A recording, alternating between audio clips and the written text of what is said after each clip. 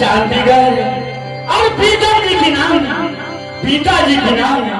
महाराजा जीतन सिंह खत्री और हमारे नाम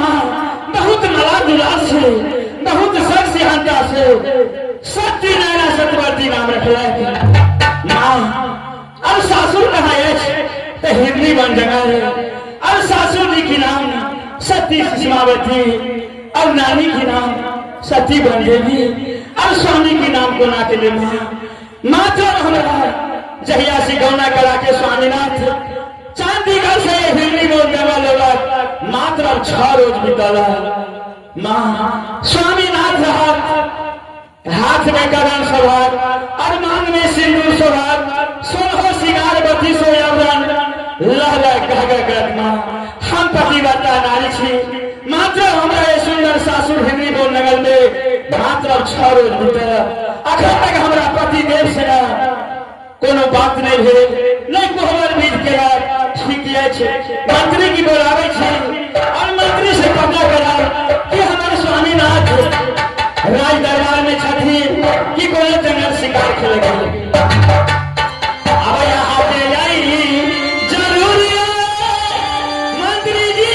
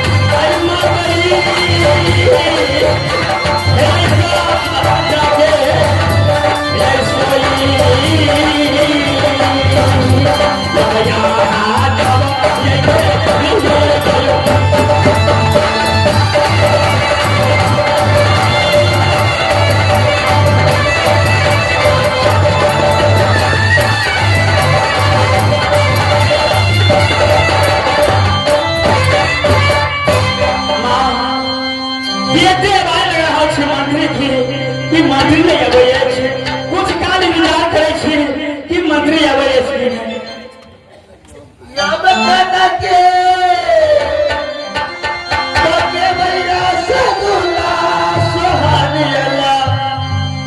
कोना के पगे बैरा से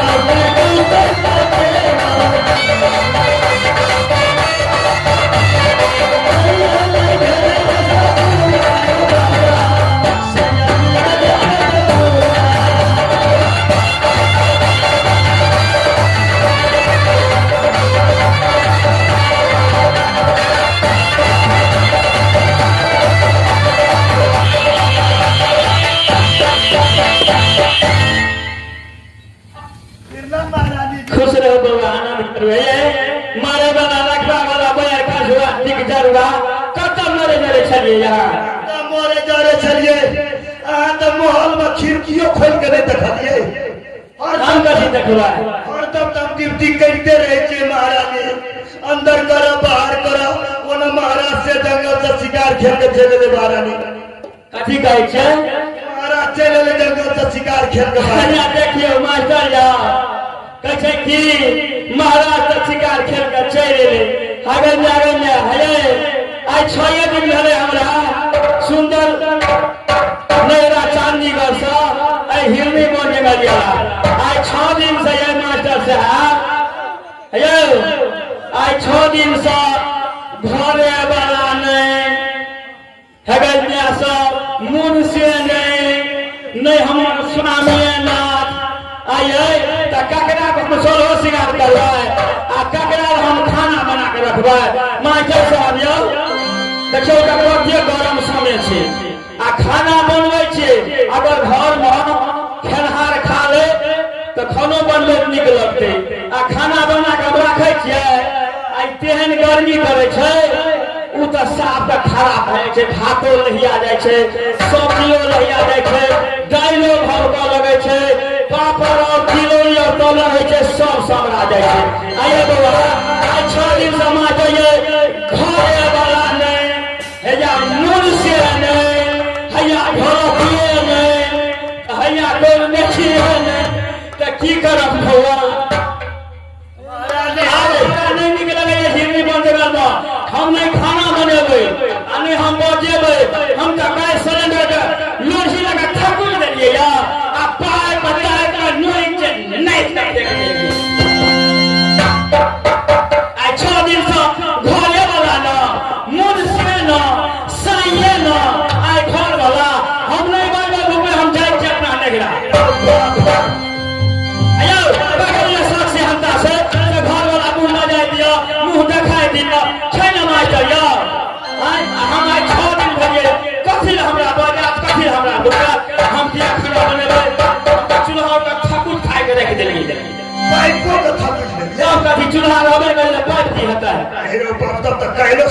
कैसो सिलेंडर हां जब सुंदर हमें